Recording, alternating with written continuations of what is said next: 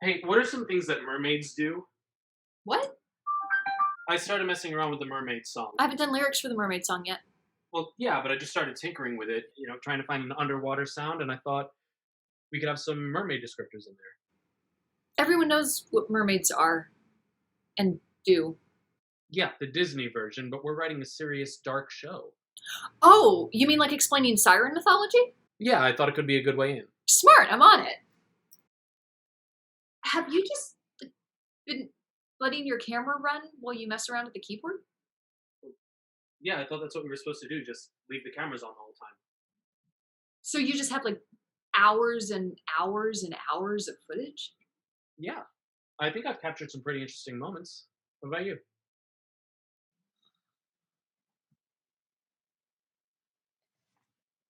Love.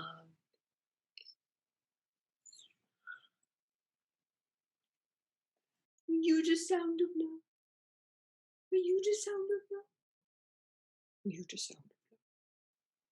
What is the sound of love? Poppy.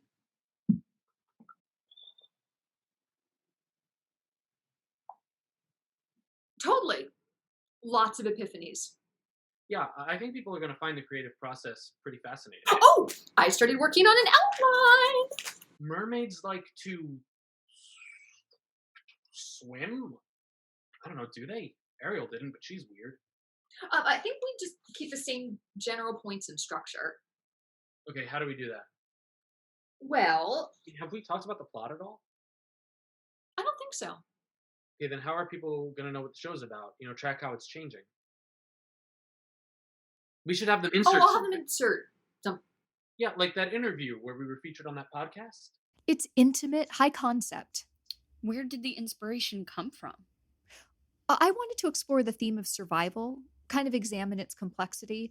Like, at what point does morality outweigh survival, or does it? I brought it to Evan. And I really loved it. It's a really interesting piece. What else can you tell our listeners about it? Well, Forgetting Eurydice takes place during World War II. It's set against the backdrop of the bombing of Dresden. I don't know if all our listeners know what that is. Oh, sure. In 1945, American and British forces bombed the city of Dresden, one of the cultural landmarks of Germany, which became something of a moral cause celeb of the war. The United States defended it as the justified bombing of a strategic target, but critics have claimed that the attacks were indiscriminate area bombings and nothing less than mass murder. Some say the death toll was as high as 500,000 people. More likely, it was closer to 25,000. Our show is a chamber piece. It's closer to something like Floyd Collins, but without an ensemble. It just has two characters, Carl and Lena. Carl's a reluctant soldier. He doesn't have any political ideals. He's just there because he has to be.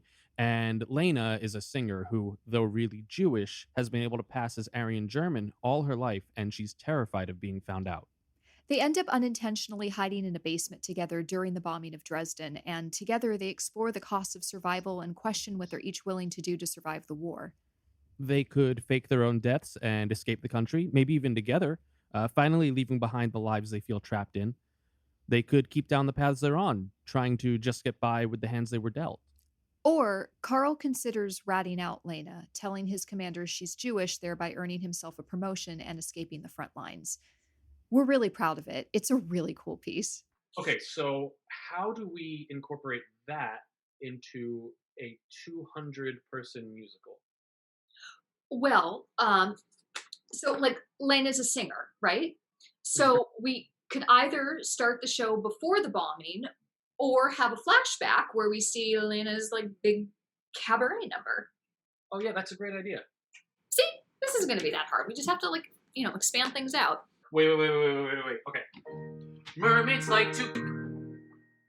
Nope, lost it. Hey, do you think Frank is really gonna let me have a full-sized orchestra? We're gonna have this huge cast. Do you think he's really gonna give me a full string section? I don't see why not. I'm gonna text him.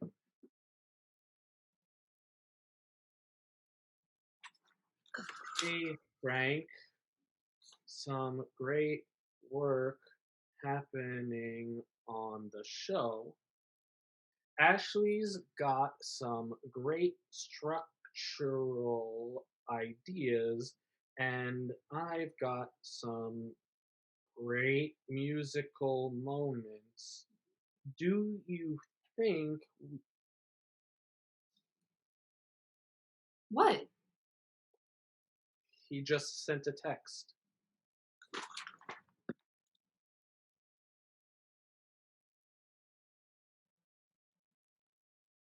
We have a byline. And artwork. Mermaids like to sing, do their underwater dance, and lure sailors to their death if we're given half a chance. Sing and dance and murder, that's what we like to do. But we also rescue maidens, and we're here to rescue you. Art isn't easy, all the great ones say. Making a musical ain't no child's play. The art of making art is really so passé. And really, Mr. Sondheim, we know art's dead anyway. A spoonful of spectacle helps moral compromise go down. A tune to hum, a bag of cash will get you great renown. You'll hardly remember that nervous breakdown. Join us for a musical, a spectacular, fantastical musical. We're writing a musical. Come behind the scenes of a brand new musical, a spectacle-laden musical made of massacre.